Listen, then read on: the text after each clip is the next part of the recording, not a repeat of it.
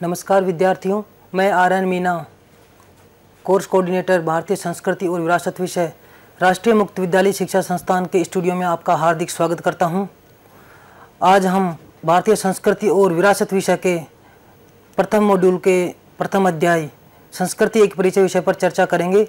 चर्चा के लिए आज हमारे बीच उपस्थित हैं श्री डी.एल. शर्मा जी, पूर्व प्राचार्य, केंद्रीय विद्यालय संगठन। नमस्कार शर्मा जी, आपका हमारे स्टूडियो में स्वागत है। सर्वप्रथम तो शर्मा जी, मैं आपसे पूछना चाहूँगा कि संस्कृति शब्द की जो परिभाषा है, उसका अर्थ है, वो आप हमारे विद्यार्थियों को जरा विस्तार से बताएं। बच्चों, प्रायः आप एक अंग्रेजी भाषा का शब्द प्रयोग करते हैं, कल्चर। सभी बच्चे अधिकांशतः कल्चर शब्द को जानते हैं। अंग्रेजी का कल्चर शब्द लैटिन भाषा के कल्टस शब्द या कल्ट शब्द से आया है। कल्ट शब्द का अर्थ होता है परिष्कार करना, किसी चीज़ को परिष्कृत कर देना, उसको अच्छा बना देना, सुसज्जित कर देना।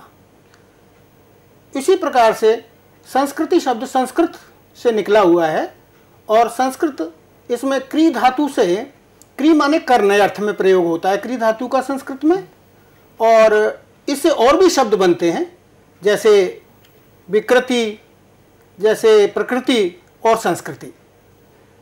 जो विकृत रूप है वही तो संस्कृत बनता है आगे चल के संस्कार होकर के। तो बच्चों, संस्कार शब्द का अर्थ है कि वह हमारी आदतें, हमारे व्यवहार, हमारी भावनाएं जिनका परिष्कार किया गया है, जो परिष्कृत हैं और जो समाज में प्रयोग की जा सकती हैं और जो हमारे लिए बहुत उपयोगी हैं। तो संस्कृति हमारे जीवन का समग्र दर्शन है और इस प्रकार से संस्कृति के बारे में मैंने आपको बताया। संस्कृति किसे कहते हैं? अच्छा सर, इस संस्कृति की क्या क्या विशेषताएं होती हैं? संस्कृति को अगर हम संपूर्ण दृष्टि से लें तो संसार की विविध संस्कृतियों की सामान्य विशेषताओं को अब हम संक्षेप में आपको बताते हैं। संस्कृति सीखी जाती है। बच्चा जब परिवार में जन्म लेता है तो अपने माता पिता से, अपने परिवारीय जनों से वह कुछ अच्छी बातें, अच्छी आदतें, अच्छे विचार सर्वप्रथम सीखता है। फिर वह अपने परिवार से समाज में जाता है तो अपने आसपास के वातावरण से, समाज के वातावरण से बच्चे को सीखने को मिलता है। तो संस्कृति सीख करके हम संस्कृति ग्रहण करते हैं। दूसरा विचार, संस्कृति लोगों के समूह द्वारा बांटी जाती है। जब कोई बात एक समूह के आधार पर उसको मान्यता प्रदान कर दी जाती है तो आगे आने वाली पीढ़ी को या मनुष्यों को या बच्चों को वही बात सिखाई जाए और बच्चे भी उसका अनुसरण करें, वो संस्कृति का रूप ले लेती है और समूचा समुदाय उसका प्रयोग करता है। संस्कृति संचयी होती है। संस्कृति में शामिल भिन्न जो ज्ञान है वो एक पीढ़ी से दूसरी पीढ़ी को संचरित होता रहता है। संस्कृति का जो ज्ञान है वो एक पीढ़ी से दूसरी पीढ़ी को संचरित हो जाता है। जैसे हमारी प्राचीन संस्कृति वैदिक संस्कृति है और वही वेदों का ज्ञान आज तक हमारी भारतीय जनजीवन में देखा जा सकता है। तो इस तरह से संस्कृति संचयी होती रहती है, संचरण करती रहती है, एक काल से दूसरे काल में, एक व्यक्ति से दूसरे व्यक्ति को, एक पीढ़ी से दूसरी पीढ़ी को हस्तांतरित होती रहती है। संस्कृति परिवर्तनशील होती है। संस्कृति एक सी नहीं होती, संस्कृति ठहरती नहीं है, उसमें परिवर्तन होते रहते हैं। जब प्राचीन जो हमारी भारतीय संस्कृति है वह दूसरी पीढ़ी के पास आई, उसके अनुभव उसमें जुड़ गए, तीसरी पीढ़ी के पास आई, उसके कुछ अनुभव उसमें जुड़ गए। तो ये अनुभवों को साथ लेती हुई एक प्रवहमान गंगा नदी की तरह है संस्कृति। यदि बहती हुई गंगा नदी अपने साथ नित्य नवीन परिवर्तनों को लेती हुई चलती है, उसी प्रकार से हमारी संस्कृति भी संसार के, समाज के परिवर्तनों को ग्रहण करती हुई चलती है, परिवर्तनशील संस्कृति है। और संस्कृति अनेक प्रकार की स्वीकृतियों और विचारों को एकता के सूत्र में पिरोती है। संस्कृति अलग अलग होती है, खंड की होती है, खंड विशेष की होती है। जैसे अब मैं एक उदाहरण के रूप में आपको समझाऊं कि समाज अगर एक बगीचा है तो संस्कृति एक गुलदस्ते की तरह है जो विविध प्रकार के समाज के टुकड़ों को जोड़ करके एक बना करके उनको आकर्षक, उनका परिष्कार करके उनको आकर्षक रूप प्रदान करती है और जो सर्वमान्य होती है, सभी लोग उसको मानते हैं, सब स्वीकार करते हैं। संस्कृति भिन्न होती है, संस्कृति एक नहीं होती। स्थान विशेष की अपनी संस्कृति होती है, देश विशेष की अपनी संस्कृति होती है, लेकिन उसमें कुछ ऐसी भिन्नता होते हुए भी कुछ ऐसी बातें होती हैं जो सारी संस्कृतियों को एक वैश्विक संस्कृति के रूप में प्रकट करती हैं, वैश्विक संस्कृति के रूप में प्रकट करती हैं। जैसे भावना के स्तर पर दया, प्रेम, करुणा, ये ऐसे भाव हैं जो भारतीय संस्कृति की समग्रता को प्रकट करते हैं, विश्व संस्कृति की समग्रता को प्रकट करते हैं। भारत में भी उनका आपको दर्शन मिल जाएगा, अमेरिका में भी उनका दर्शन आपको मिल जाएगा। इन भावनाओं के लिए सांस्कृतिक सूत्र हमारा एक ही होगा। अच्छा सर, जो संस्कृति की जो अवधारणा है वो हमारे दैनिक जीवन में किस किस तरह से रची बसी हुई है जीवन में? संस्कृति जीवन की विधि है। जो हम भोजन करते हैं, जो हम कपड़े पहनते हैं, जो हम भाषा बोलते हैं, जो हम दैनिक उपयोग की वस्तुएं अपने घर में अपने पास रखते हैं, ये सब हमारी सांस्कृतिक परंपराओं के अनुसार होते हैं, हमारी संस्कृति के अनुसार होते हैं। तो संस्कृति हमारे दैनिक जीवन की एक प्रक्रिया है। और जैसे हम पूजा की सामग्री, पूजा की विधि में एक समूह की एक सी होती है, एक देवता की एक सी होती है, चाहे हजारों लोग उसकी मान्यता करें। तो हम एक खंड में रहने वाले, एक भूभाग में रहने वाले, पृथ्वी के एक टुकड़े पर, जमीन के एक टुकड़े पर रहने वाले लोग जब किसी भी चीज़ की एकता को अपनाते हैं समाज की भलाई के लिए, तो वो संस्कृति का रूप ले जाती है। कार्य करते हैं तो संस्कृति का रूप ले जाती है। मानव जाति का जो मानवीय पर्यावरण है, वो पर्यावरण दो प्रकार का होता है। एक तो प्राकृतिक पर्यावरण से संस्कृति का संबंध नहीं है, क्योंकि वो तो प्रकृति का बनाया हुआ है। मनुष्य का बनाया हुआ जो पर्यावरण है, मनुष्य जो अपना वातावरण निर्मित करता है, वह दो प्रकार का होता है। एक होता है भौतिक वातावरण और एक होता है अभौतिक वातावरण। ये जो भौतिक वातावरण है, इसमें मनुष्य, जैसे मान लीजिए मंदिरों का निर्माण करना, भवनों का निर्माण करना, ये सब हमारी संस्कृति के मानदंड हैं। उसी प्रकार से जो भावना के स्तर पर पर्यावरण है, अभौतिक पर्यावरण जिसको हम कह सकते हैं, वो भावना का पर्यावरण जैसे दया, प्रेम, करुणा, श्रद्धा, सौंदर्य की भावना, ये सारी भावनाएं मिलजुल करके हमारी संस्कृति का एक सांस्कृतिक पर्यावरण या परिवेश तैयार करते हैं। अच्छा सर, ये बताइए कि सभ्यता और संस्कृति आपस में किस तरह से जुड़े हुए हैं और दोनों में किस लेवल पे अंतर है? किस तरह से हम इन दोनों की व्याख्या कर सकते हैं? मीना जी, देखने में सभ्यता और संस्कृति दोनों एक दूसरे का पर्याय प्रतीत होते हैं, लेकिन सभ्यता और संस्कृति में तात्विक अंतर है। सभ्यता का विकास करने के लिए लोग कभी कभी तो प्रकृति को भी झुका देते हैं, अपने रास्ते से हटा देते हैं और अपने को सभ्य कहलाने के लिए, समाज में दिखाने के लिए बहुत प्रयास करते हैं। कुछ वर्ग ऐसे होते हैं कि जो अपने को सभ्य कहलाते हैं, दूसरे वर्ग को असभ्य कह करके इसी बात पर उन दो वर्गों में आपस में टकराव हो जाता है। वैसे देखा जाए तो ये कोई आवश्यक नहीं है कि एक वर्ग सभ्य हो तो दूसरा वर्ग सभ्य नहीं होगा। मान लीजिए कोई व्यक्ति साधारण कपड़े पहनता है, इसका मतलब यह नहीं है कि वो असभ्य है या वो सुसंस्कृत नहीं है। हो सकता है कि सभ्य कहलाने वाले व्यक्ति से भी ज़्यादा सुसंस्कृत हो वो व्यक्ति। जी सर। तो संस्कार का बाहरी सभ्यता से कोई संबंध नहीं है, इन दोनों में अंतर है। जहाँ तक संस्कृति का प्रश्न है, संस्कृति में ऐसा होता है कि ये मनुष्य के जो आंतरिक संस्कार हैं, जैसे विज्ञान है, कलाएं हैं, नृत्य कला है, संगीत कला है, ये सब हमारी संस्कृति का विषय हैं और जो हमारे सभ्यता को भी संस्कार देती है। सर, इस रूप में कह सकते हैं ना कि संस्कृति एक अमूर्त रूप है और सभ्यता उसका मूर्त रूप है? हाँ बिल्कुल, आपने ठीक ही कहा कि हमारी भावनाओं का जो अमूर्त रूप है वो हमारी संस्कृति है और सभ्यता जो है हमारे बाह्य रूप से जो हमने विकास किया है, हमारे सामाजिक रूप से जो हमने अपना विकास किया है, या जो हम अपने को सभ्य कहलाने के अधिकारी या हामी बनते हैं, या कुछ अर्थ जुटाकर या कुछ प्रकृति पर काबू पाकर हमने अपना जो रहन सहन का स्तर उठा लिया है, ये सभ्यता के दायरे में आता है। तो सर, संस्कृति ही अपने आप को सभ्यता के रूप में प्रकट करती है? संस्कृति भी अपने आप को सभ्यता के रूप में प्रकट करती है कि जो मान लीजिए हमारी राष्ट्रीय विरासतें हैं कुछ ऐसी कि जो पहले पूर्व काल में बन चुकी हैं, वो किसी समय की सभ्यता रही होंगी। जैसे बिल्डिंग का निर्माण करना, भवन का, किलों का निर्माण, राजा महाराजाओं ने किले बनवाए, किलों का निर्माण किया, वो उस समय की सभ्यता थी। सभ्यता हो सकती है कि राजा महाराजा इसी तरह के किले में रहते होंगे, तरह तरह के किले देख करके वो निर्माण उसका करते होंगे, लेकिन आज वो हमारी संस्कृति के अभिन्न अंग बन चुके हैं। तो ये जितनी प्राचीन हमारे स्मारक हैं, बिल्डिंग हैं। तो सभ्यता और संस्कृति दोनों पर्याय होते हुए भी दोनों का शाब्दिक अर्थ उनका दोनों का अलग अलग है। तो जो महाराज जी ने का रहन सहन का तौर तरीका है, ये सब हमारी संस्कृति जो है सभ्यता के रूप में प्रकट करती है अपने आप को। जो हमारी संस्कृति है, जो हमारे जीने के तौर तरीके हैं, जो हमारा पहनाव है, उड़ाव है, वेशभूषा है, पूजा पाठ करना है, ये हैं तो हमारी संस्कृति की परंपराएं जिनका हम पालन करते हैं।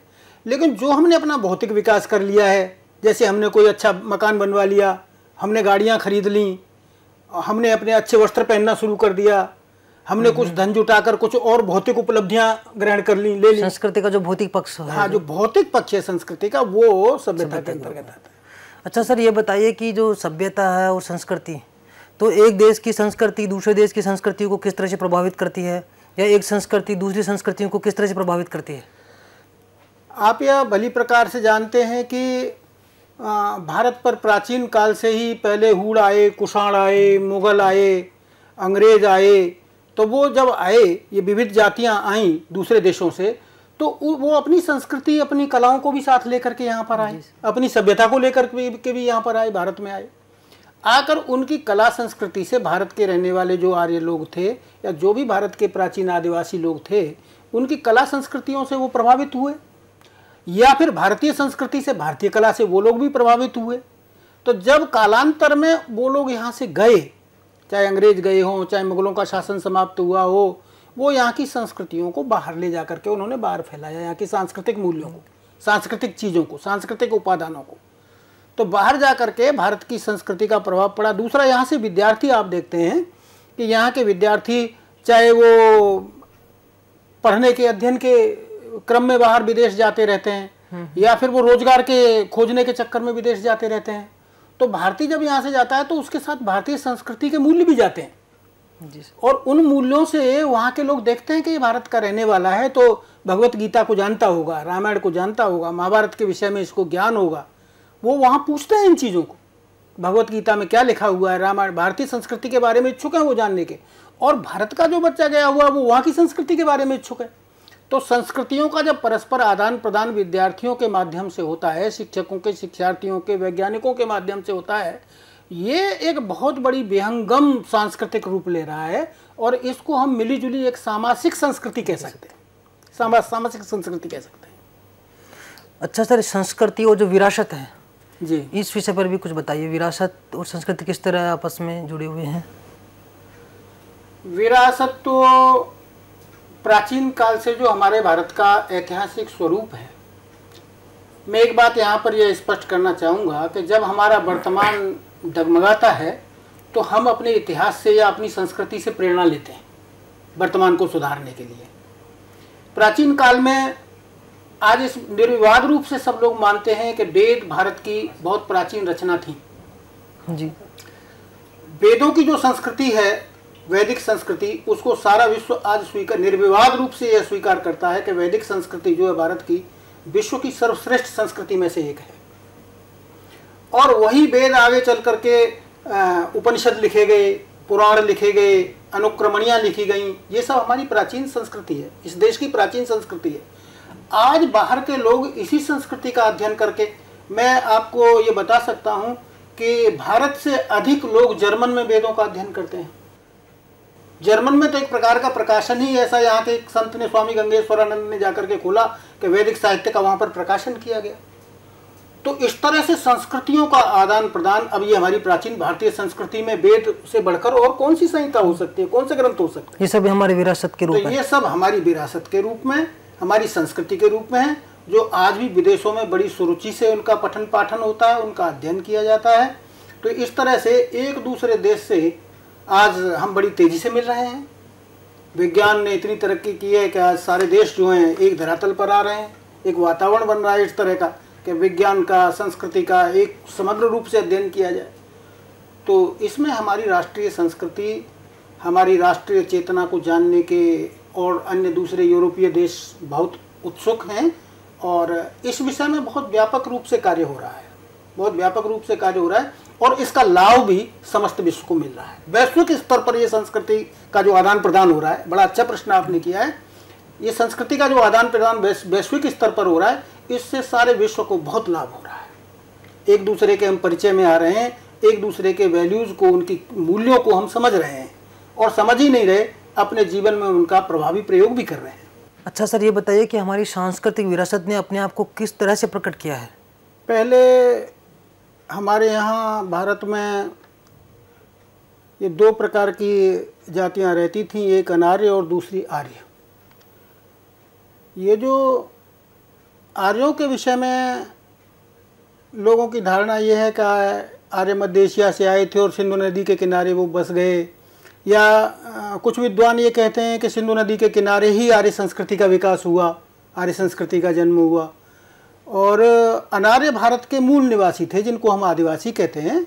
वो भारतीय संस्कृति को लेकर उनकी अपनी सभ्यता थी, उनके अपने सभ्यता के संस्कार थे। आर्य अपनी सभ्यता लेकर के बसे, लेकिन ये बड़ी हमारी प्राचीन सभ्यताएं हैं आर्य सभ्यता, और इसको हम वैदिक सभ्यता भी कहते हैं अपनी भारत की। आर्यों ने यहाँ आकर के मिट्टी के बर्तन बनाना और जीवनोपयोगी सामग्री जुटाना, किसी भी प्रकार के कृषि कार्य करना, खेती वेती करना आदि, ये सब सीख लिया जीवन को सुगम और आसान बनाने के लिए। और सबसे बड़ा काम उन्होंने ये किया कि मिलजुल करके वो एक छोटा सा समूह बना के रहते थे, जिससे कि उनके सामने कोई किसी प्रकार की विपत्ति आए तो वो समूह के रूप में उस विपत्ति को चुनौती माने और उसका सामना करें। अच्छा सर, वैदिक संस्कृति के साथ ही जो जनजातीय संस्कृति की आप बात कर रहे हैं, वो संस्कृति भी साथ में चल रही थी उस समय? हाँ, जनजातीय संस्कृति उसके बराबर चल रही थी, वो पहले से यहाँ पर मौजूद थी, उपस्थित थी। यहाँ के जो आदिवासी जनजाति जनजीवन में रहने वाले जो लोग थे, वन्य जीवन में जो रहने वाले वन्य बंधु थे, उनका उतना विकास नहीं हुआ था। आर्यों ने आकर के यहाँ पर कृषि करना, मिलजुल कर रहना, ये सारी चीज़ें सीखी और उन्होंने वैदिक सभ्यता का, वैदिक संस्कृति का विकास किया। और उन्हीं आर्यों में से हमारे कुछ ऋषियों ने वेदों की रचना की। तो कुछ लोग तो ये कहते हैं वेदों के विषय में कि वेद जो है वो ऋषियों की रचना है, कुछ लोग कहते हैं कि वो कि रचना नहीं है, वो तो उन्होंने जो है अपने ब्रह्म ज्ञान से वेदों को आकर्षित किया था, उनको प्रत्यक्ष किया, उनको आह्वान किया। ऋषियों मंत्र दृष्टा रहा, न तो ऋषियों मंत्र करता रहा, उनको रचनाकार नहीं माना, उनको मंत्र दृष्टा कहा ऋषियों को। तो उन्होंने वेदों की रचना की, और 4 वेद जो हमारे बहुत ही अति प्रसिद्ध हैं। जब वेद में प्रकृति की पूजा है, वेदों का विषय जो है, मनुष्य ने देखा कि भाई बादल गरजते हुए आ रहे हैं, सूर्य चमक रहा है, बड़ा तेज सूर्य का गोला आकाश पर चला रहा है, तो शुरू में वो लोग डरने लगे प्रकृति को देख, प्रकृति के रौद्र और भयंकर रूप को देखकर उनके मन में जो भय उत्पन्न हुआ, उससे उन्होंने प्रकृति की वंदना, प्रकृति के प्रति कृतज्ञता अर्पित करना शुरू कर दिया आर्यों ने। और वही चीज़ उस वेदों में देखी जाती है। ऊषा सूक्त है, सवित सूक्त है, इसमें आपने देखा होगा। वैदिक ग्रंथों के जो मंत्र थे, उसकी जो भाषा थी वो वैदिक संस्कृत थी तो संस्कृत भाषा, पर वो वेदों से निकली हुई भाषा थी, तो वो वैदिक संस्कृत थी और वह लोगों की समझ में नहीं आती थी, कठिन भाषा हो गई थी। तो सर, जो वैदिक संस्कृति थी वही सिंधु घाटी सभ्यता के नाम से उस समय प्रचलित थी। हाँ, उस समय वेदों की रचना वहीं हुई और वहीं पर जो है ऋषियों ने वेदों की रचना की, और वो वैदिक सभ्यता के नाम से, वैदिक संस्कृति के नाम से उसका विकास हुआ, वैदिक संस्कृति के नाम से उसका विकास हुआ। तो ये जो उसके बाद उसके अनुक्रमणी ग्रंथ लिखे गए, फिर उपनिषद ग्रंथ लिखे गए वेदों को समझने के लिए। जो उपनिषद ग्रंथ भी आत्मा परमात्मा का, ब्रह्म ज्ञान का, क्योंकि पुराना जो साधक ऋषि था उसको इतना उच्च कोटि का ज्ञान हो गया था कि वो जीव और ईश्वर को जानने की चेष्टा करता था, मैं क्या हूँ और परमात्मा क्या है जिसने मुझे यहाँ भेजा है।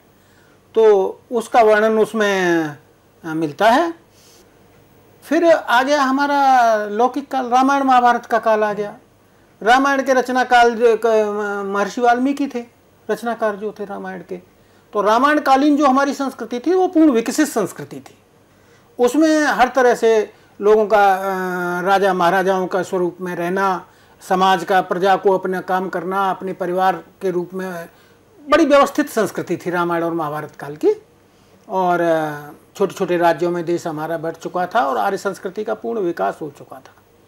तो इस दृष्टि से ये हमारा जो प्राचीन साहित्य था, रामायण महाभारत काल तक आते आते, और रामायण महाभारत काल से धीरे धीरे फिर इसका विकास हुआ। ये मुगल आए भारत में, मुगल आए भारत, पहले हमारे देश ही राजा ही रहे, छोटे छोटे राज्यों के रूप में बटे रहे। मुसलमान भारत में आए, वो अपनी संस्कृति अपनी चीज़ें लाए। अच्छा सर, मुगल संस्कृति जो भारत में आई उसने भी अपने आप को भारत में समाहित कर लिया। मुगल संस्कृति ने भारत में आकर कला और संस्कृति का बहुत विकास किया है। एक तरह से वो कला प्रेमी थे जितने भी मुसलमान थे, और वो उन्होंने अनेक प्रकार के महलों को, अनेक, ताजमहल उसी समय की देन है, तो वो भी भारतीय संस्कृति के अंग बन गए एक तरह से। भारतीय संस्कृति के मुगल कालीन संस्कृति पूरी तरह से भारतीय संस्कृति के अंग बन गई, और उसकी जो एक प्रकार से ये दी हुई जो विरासतें हैं, जैसे बहुत सारे उनके महल हैं, किले हैं, मुगल कालीन किले हैं।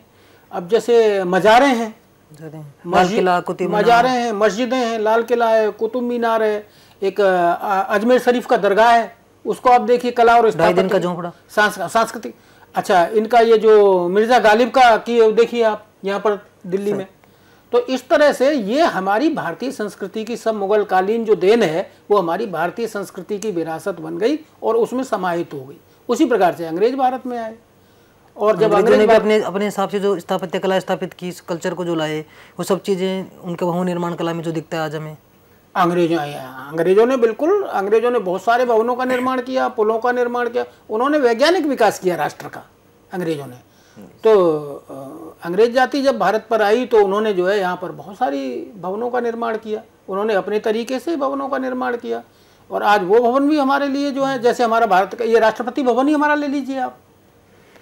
तो इस प्रकार से हमारी कला और संस्कृति के क्षेत्र में ये जो विविध जातियाँ आई थीं, इन जातियों ने आकर के यहाँ पर राष्ट्र में उसका हमारी संस्कृति का विकास किया, और हमारी संस्कृति में ये जातियाँ समाहित हो गई, हमारी संस्कृति में अंतर्निहित हो गई एक तरह से। प्रिय विद्यार्थियों, आज हमने भारतीय संस्कृति और विरासत विषय के अध्याय संस्कृति एक परिचय पर चर्चा की, और आगे भी हम इसी तरह चर्चा करते रहेंगे।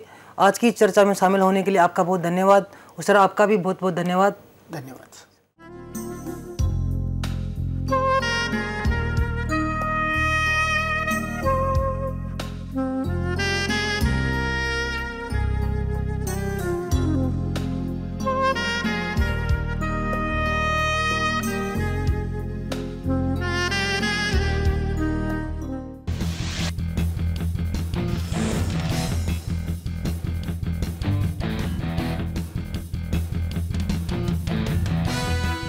राष्ट्रीय मुक्त विद्यालयी शिक्षा संस्थान NIOS आम आदमी के जीवन स्तर को बेहतर बनाता है।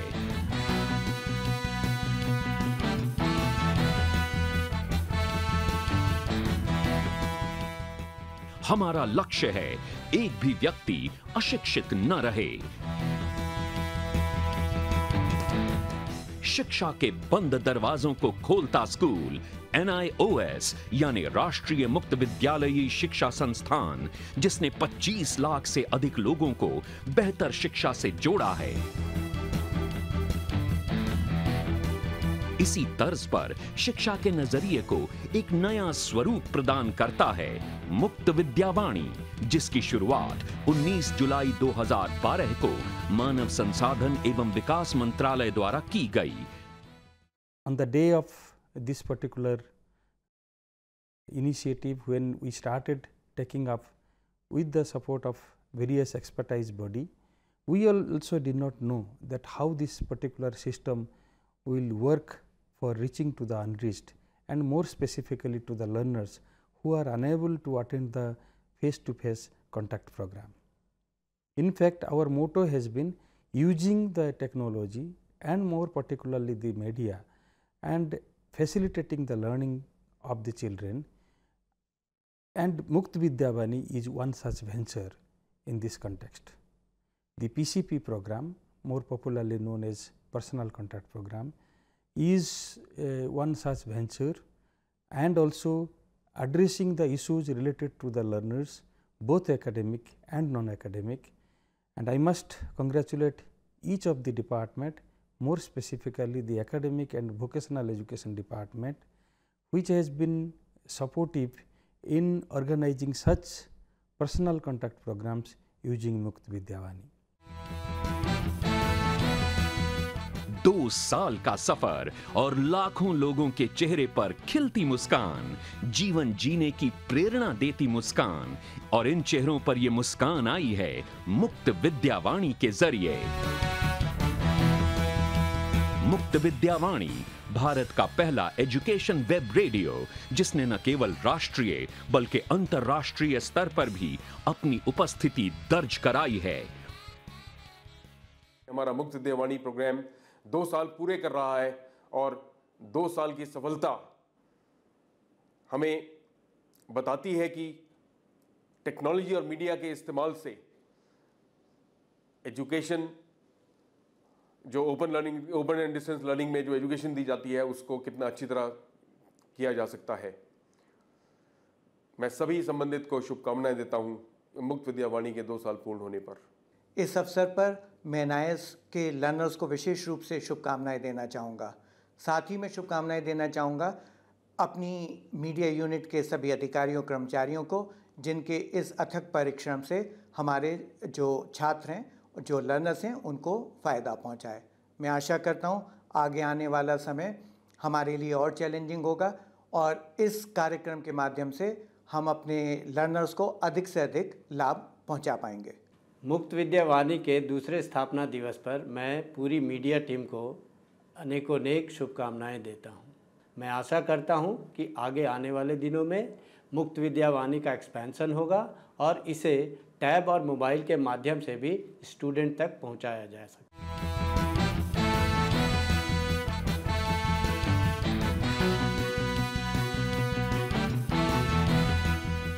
मुक्त विद्यावाणी के कार्यक्रमों को विद्यार्थियों तक पहुंचाने के लिए कई प्रक्रियाओं से गुजरना पड़ता है। सबसे पहले हमारे ऑडियो स्टूडियो में विषय विशेषज्ञ, शैक्षिक अधिकारी, एंकर, कार्यक्रम निर्वाहक और तकनीकी कौशल की सहायता से एक कार्यक्रम को तैयार करके उसे प्रसारित किया जाता है, जिसमें माध्यमिक, उच्चतर माध्यमिक और व्यावसायिक पाठ्यक्रमों के कार्यक्रम शामिल हैं।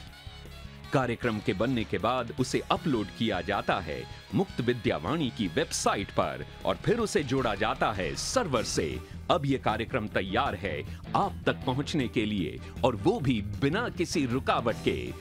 मुक्त विद्यावाणी बहुत ही मेरे लाइफ में बहुत ही इम्पोर्टेंस है, क्योंकि जो भी लेसन मुझे समझ में नहीं आता था तो मैं उसमें सुनता था और उसमें जो भी बताता तो मुझे उससे बहुत हेल्प मिली है। हम नंबर्स पे कॉल करके तभी अपने सारे डाउट्स को क्लियर आउट कर सकते हैं। जो भी हमारे डाउट्स हैं वो क्लियर हो जाते हैं उस वक्त। मैं चाहूँगा NIOS से कि मैम जिस तरीके से अभी इन्होंने प्रोग्रेस की है, जिस तरीके से बच्चों के हेल्प के लिए बहुत सारी टेक्निकल आई है, ये और भी ऐसी चलती रहे और भी थोड़ी लाए।